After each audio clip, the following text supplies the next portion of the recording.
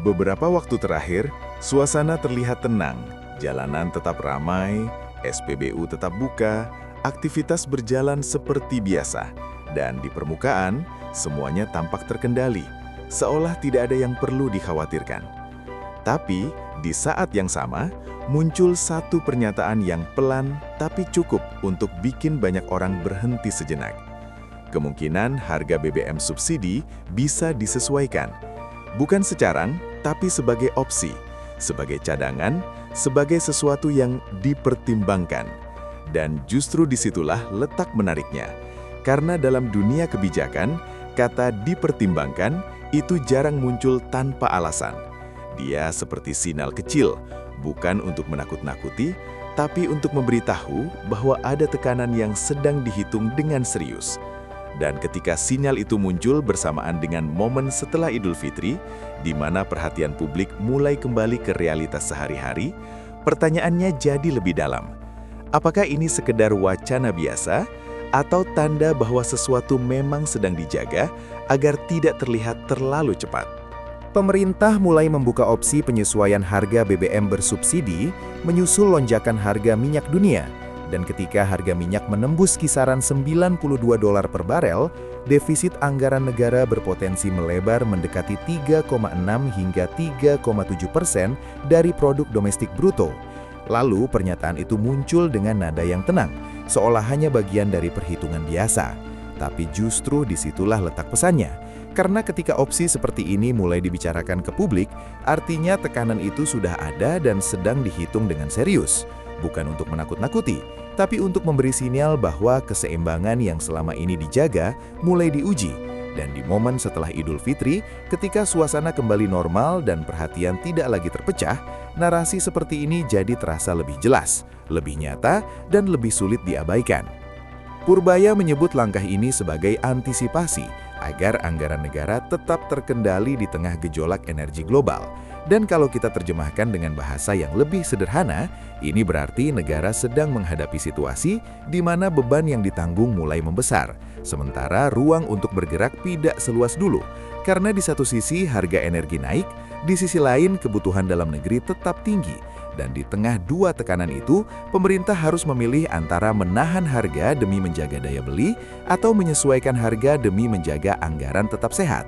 Dan dua-duanya tidak ada yang benar-benar nyaman. Di titik ini, banyak orang mulai bertanya, kenapa sekarang baru dibicarakan? Kenapa tidak dari dulu? Dan jawabannya sebenarnya cukup logis, karena kebijakan seperti ini selalu soal waktu, bukan hanya soal angka. Sebelum momen besar seperti Lebaran, stabilitas harus dijaga semaksimal mungkin, karena sedikit gangguan saja bisa berdampak besar ke pergerakan ekonomi dan psikologis masyarakat.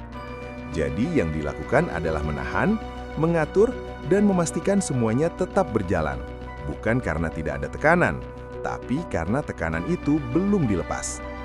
Dan disinilah muncul kesan bahwa krisis itu seperti ditahan, bukan dalam arti disembunyikan secara dramatis, tapi dalam arti dikelola ritmenya, supaya tidak meledak di waktu yang salah. Karena dalam sistem ekonomi, yang paling berbahaya bukan hanya kekurangan itu sendiri, tapi reaksi terhadap kekurangan itu. Panic buying, spekulasi, dan hilangnya kepercayaan bisa menciptakan masalah yang jauh lebih besar daripada kondisi awalnya. Kalau kita lihat dari gambaran yang lebih luas, kondisi ini sebenarnya tidak berdiri sendiri. Harga minyak dunia memang sedang bergejolak, dipengaruhi oleh banyak faktor dari luar, mulai dari konflik, kebijakan negara produsen, sampai dinamika ekonomi global. Dan sebagai negara yang masih memiliki ketergantungan terhadap impor energi, kita tidak sepenuhnya kebal terhadap perubahan itu. Setiap kenaikan harga di luar sana akan terasa di dalam negeri, entah langsung atau lewat tekanan terhadap anggaran. Masalahnya, tekanan ini tidak selalu muncul dalam bentuk yang langsung terasa, tidak selalu berupa lonjakan harga yang tiba-tiba atau kelangkaan yang jelas terlihat. Seringkali dia muncul dalam bentuk yang lebih halus, seperti ruang fiskal yang menyempit, kebijakan yang mulai mengarah ke efisiensi, atau opsi-opsi yang sebelumnya dihindari mulai dibicarakan. Dan ini yang sedang kita lihat sekarang, bukan krisis yang meledak, tapi tekanan yang mulai terlihat ke permukaan. Dan ketika pemerintah menyebut bahwa penyesuaian harga adalah opsi terakhir, itu bukan sekadar kalimat formal. Itu adalah cara untuk mengatakan bahwa masih ada upaya untuk menahan, masih ada ruang untuk menjaga agar perubahan tidak terjadi secara drastis, tapi juga ada batas yang tidak bisa dilewati terus-menerus. Dan ketika batas itu mendekat, keputusan yang sebelumnya terasa berat bisa menjadi tidak terhindarkan.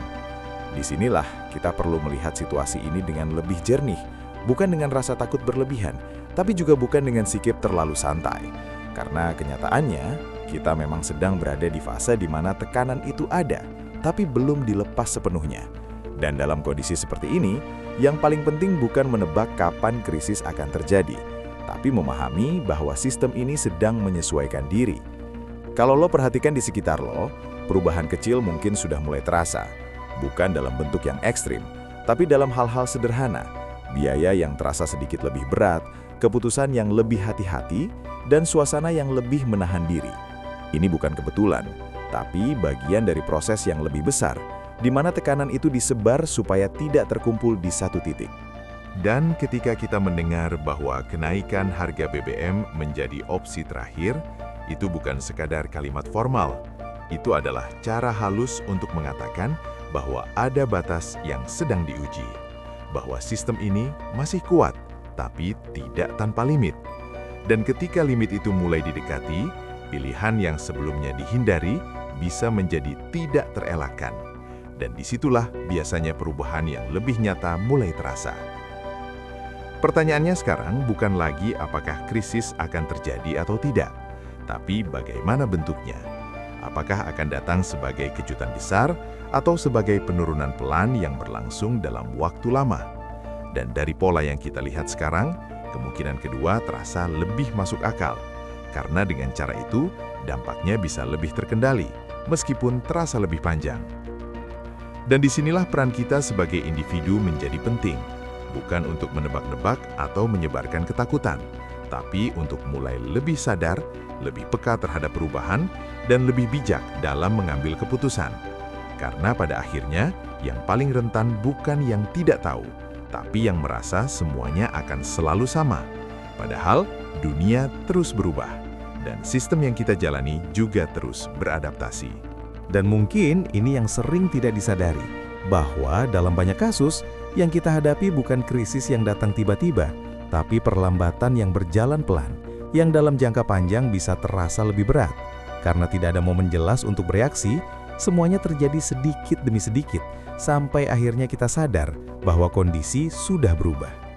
Jadi, ketika lo mendengar bahwa harga BBM bisa disesuaikan, jangan langsung melihatnya sebagai ancaman, tapi juga jangan menganggapnya sepele. Lihat sebagai sinyal bahwa ada keseimbangan yang sedang dijaga, bahwa ada tekanan yang sedang dihitung, dan bahwa keputusan-keputusan ke depan akan sangat ditentukan oleh bagaimana kondisi ini berkembang. Akhirnya, yang bisa kita lakukan bukan mengontrol kebijakan atau harga minyak dunia, tapi mengontrol cara kita merespons. Tetap tenang, tetap rasional, dan mulai lebih sadar terhadap kondisi di sekitar kita.